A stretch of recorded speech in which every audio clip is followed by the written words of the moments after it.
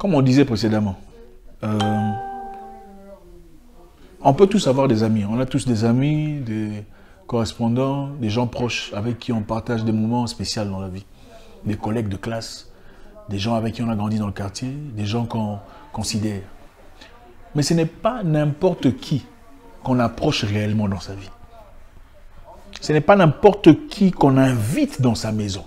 Attention. Ce n'est pas n'importe qui qu'on ouvre sa porte.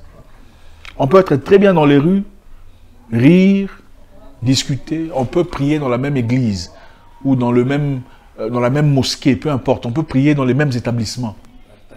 On peut partager des moments agréables. Mais ce n'est pas n'importe qui qu'on ouvre la porte de sa maison. Parce que la porte de sa maison est sacrée. Vous voyez la réalité. Il y a de ces gens, vous emmenez dans votre maison. D'accord? Et la réalité change. Il y a de ces gens que vous invitez chez vous à la maison. Hein? Vous êtes bien, vous discutez bien, c'est un ami, c'est un partenaire de lutte. Vous l'emmenez chez vous à la maison et vous sortez un peu pour aller lui acheter de quoi boire. Et quand vous rentrez, il commence à dire des choses à votre femme. Des choses inappropriées. Ça, c'est une chose que j'ai expérimentée moi-même une fois, il y a très longtemps. J'ai présenté quelqu'un de spécial à un ami que je pensais spécial.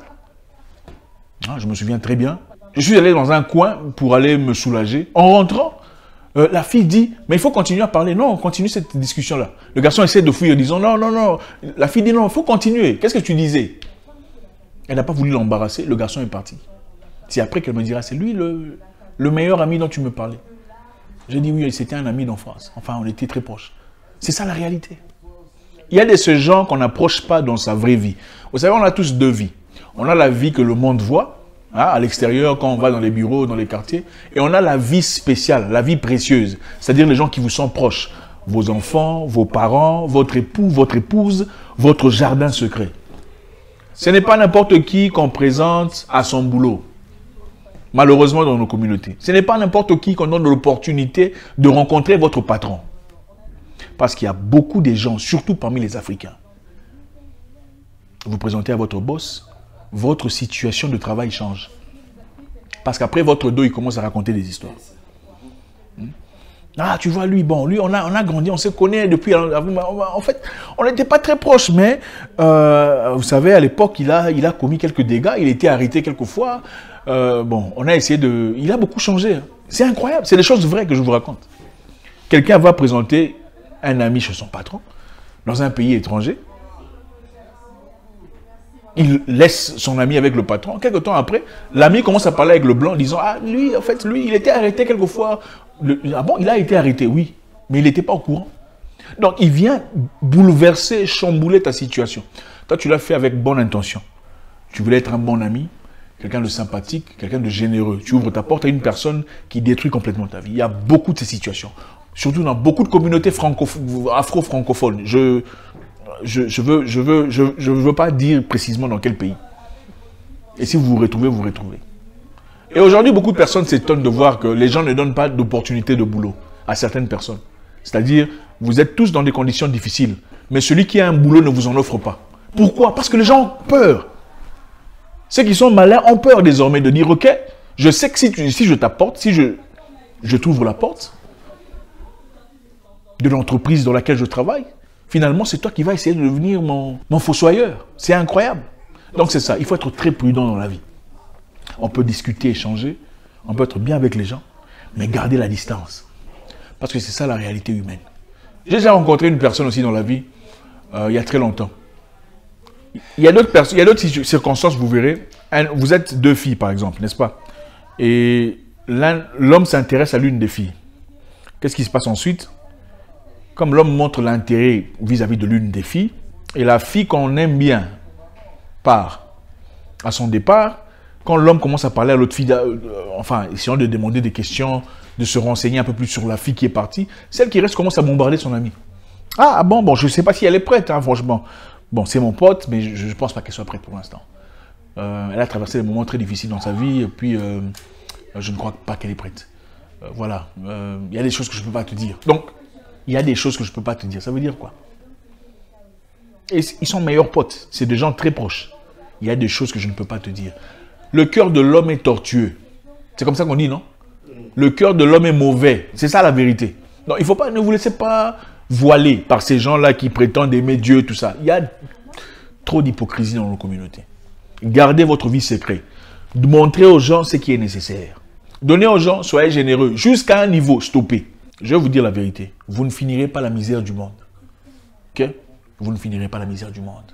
En fait, une personne normale ne peut pas avoir beaucoup trop d'amis. Ça n'a aucun sens. Une personne normale peut avoir 2 ou 3, maximum 4 peut-être, bons amis. Vous ne finirez pas la misère du monde. La réalité est celle-ci. Il y a de ce moment dans la vie, il faut penser à vous. Il faut être un peu égoïste. Vous savez, un homme intelligent a fait un rapport pour expliquer comment est-ce que les gens se noient dans l'océan. Qu'est-ce qu'il a dit? La plupart des gens qui se noient dans l'océan, pendant qu'il y a de l'aide qui arrive, c'est-à-dire des gens qui peuvent nager, qui se noient dans l'océan, c'est souvent parce qu'ils ont essayé d'aider quelqu'un qui se noyait aussi. Exactement.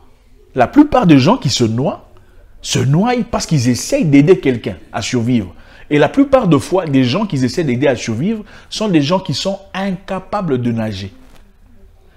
Qu'est-ce que ça veut dire? Ça veut dire qu'on peut seulement aider une personne ayant la notion de sauvetage. On ne peut qu'aider une personne qui sait déjà ce qu'il faut faire pour s'améliorer. On n'aide pas une personne qui est complètement KO.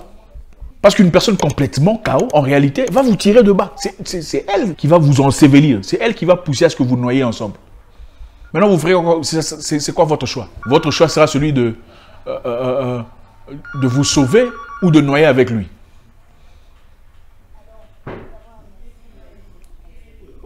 Donc, il faut comprendre qu'il y a plusieurs types d'amitié, par exemple. Il y a l'amitié par histoire, il y a l'amitié par proximité. L'amitié par histoire, c'est-à-dire, l'amitié par histoire, c'est une personne qu'on a connue dans le passé, une personne avec qui on a partagé les bancs de l'école, une personne avec qui on a traversé les moments difficiles dans la vie. C'est une forme d'amitié. Il y a l'amitié par proximité, c'est-à-dire, je suis ami à Patrick, Patrick est ami à Luc, et par ce cas, je pourrais devenir aussi ami à Luc. Mais il faut faire attention de penser que Luc sera fidèle à moi autant que Patrick.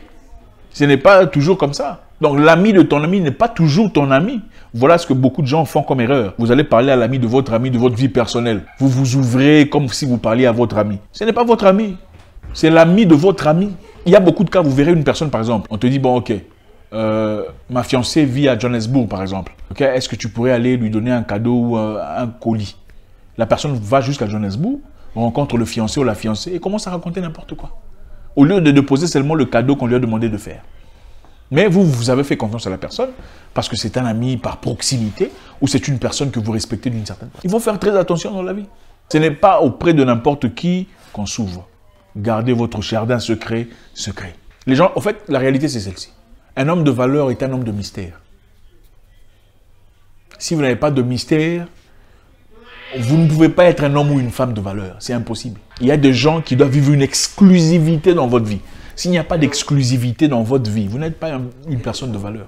Donc c'est ça. C'est pour dire que tout le monde n'est pas un partenaire. Je connais une personne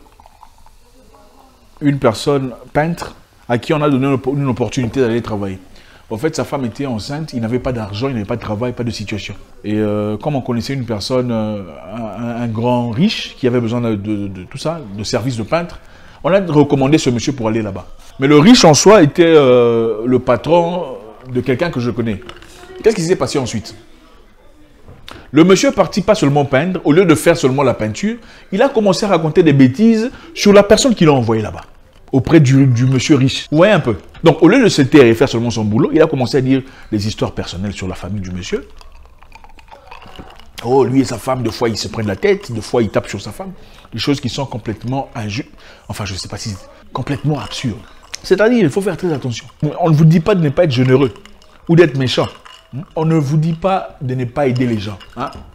On dit, il faut être intelligent. Ce n'est pas n'importe qui qu'on aide. Hein? Ce n'est pas n'importe qui qu'on ouvre la porte de son petit jardin secret. Il y a de ces gens, vous ouvrez votre porte, ils viennent détruire tout ce que vous avez. Il faut faire très attention. Et la plupart de ces gens viendront, oh tu vois, le Seigneur a dit, oh gloire à Dieu. Il ne faut pas écouter ça. La plupart des gens sont des hypocrites. Ils viennent là très généreux, très gentils, très amicalement. Mais à partir du moment où ils tiennent leur situation dans les mains qu'il faut, c'est vous qui en subissez les conséquences. N'est-ce pas?